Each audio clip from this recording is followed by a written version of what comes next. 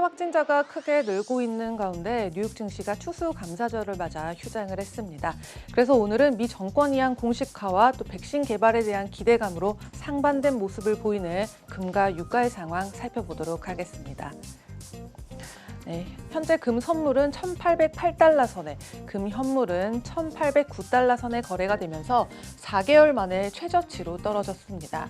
이렇게 코로나19 백신 개발 가능성이 높아질수록 안전자산인 금은 부진한 모습 보이게 될 텐데요. 이런 상태라면 혹시나 금이 1,700달러 선까지 가게 되진 않을까 우려하시는 분들도 적지 않은 요즘입니다. 그런데 콜카타 SK 딕신 차트에 따르면 금이 정말 1,800달러대 밑으로 하락할 가능성이 있다고 하는데요. 1,800달러 선의 기술적 지지선이 무너진다면 이 금은 1,700달러 선에 들어서거나 1,795나 1,768선을 차례로 돌파하게 될 것이라고 전했습니다. 이어서 하지만 금 공매도에 나서게 된다면 1,700달러대 가격대가 그 자체만으로도 엄청난 매수 기회가 될 거기 때문에 그 타이밍을 잡으려는 투자자들이 몰려들면서 다시 자연스럽게 1,800달러 선에 재진입할 가능성이 높다고 당부를 전했습니다. 그럼 다른 전문가들의 의견은 어땠을까요? 먼저 이 블루라인 퓨처스의 필립 스트라이블은 금이 1,800에서 15달러 이상은 하락하지 않을 것이라는 입장을 밝혔고요. 또 오한다의 제프리 알리는 조만간 백신에 대한 긴급 사용 승인이 나게 된다면 하락 리스크는 더 커질 수밖에 없을 것이라면서 금에 대한 매도 의견을 밝혔습니다. 네, 그럼 이번에는 국제유가의 상황도 살펴보겠습니다. 네, 국제유가는 드디어 부정적인 펀더멘털을 극복하면서 낙관적인 분위기를 반영하고 있죠. 현재 WTI는 45달러 선, 브렌트유는 47달러 선에 거래가 되고 있는 모습인데요. 돌아봤을 때 WTI가 배럴당 45달러에 거래가 된 건 지난 3월 초에 사우디아라비아와 러시아 간의 의견 차로 수요와 공급 균형이 무너진 즉 8개월 전쯤이었습니다.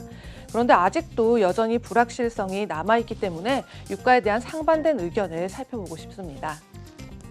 네, 첫 번째는 모두 아시다시피 백신 개발에 대한 기대감이 있겠고요. 두 번째는 2021년에도 최소 석 달은 현재 감산 할당량을 유지하겠다는 오펙 플러스의 결정 역시 이번 반등세 유지에 도움이 될 것으로 보이죠. 그리고 세 번째, 중국의 정유시설들인데요. 이 정유시설들이 모두 지난 9월에 이미 수출 할당량을 사용을 했는데 그 결과 인수를 바라지 않은 원유 재고가 대량으로 발생하기도 했습니다. 즉 중국의 비축 원유 감소 때문에 새로운 원유 재고를 사용할 수 있게 된 거죠. 그럼 반대 의견은 어떨까요? 첫 번째는 현재 미국과 유럽의 정유 시설들은 가동을 중단하거나 폐쇄를 앞두고 있는데요.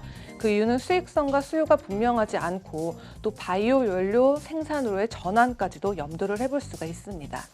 그리고 두 번째는 다음 주에 오펙 플러스 회의에서 증산을 6개월이 아닌 3개월만 연기하겠다는 결정을 내릴 가능성이 있는데요. 수요가 시장의 기대만큼 빠르게 회복하지 않는다면 이번 국제유가의 반등이 휘청이게 될 수밖에 없을 것입니다. 그리고 세 번째는 역시나 여행에 대한 부분이겠죠.